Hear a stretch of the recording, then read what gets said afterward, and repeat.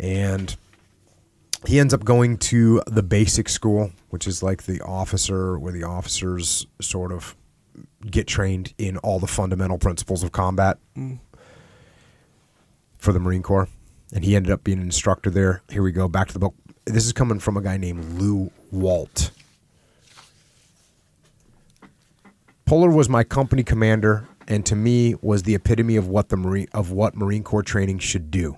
Not only in weapons or classroom or field training, he gave us everything hard. At every break in the field, though he drove us until our tongues were hanging out, men still gathered around him.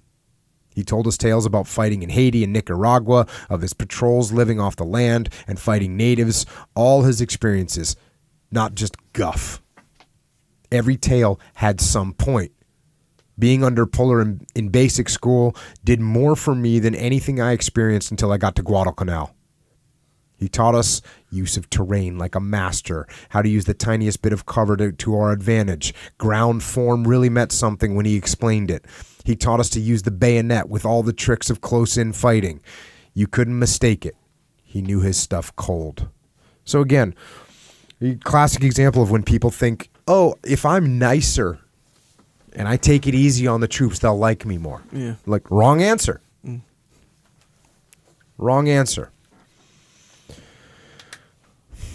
Back to the book. On a freezing rain-swept day just before Puller's marriage, the class of 1937 had an uncomfortable experience with him on the drill field. They wore no overcoats as they marched. Teeth chattered, but the ranks moved with precision. Lewis saw stray glances at the barracks detachment, which came out for a brief drill wrapped in heavy overcoats, and then disappeared. "Those are barracks Marines," he said with an edge in his voice. "You're fighting Marines." They completed the full schedule for the day, chilled to the bone and soaking wet. So legit.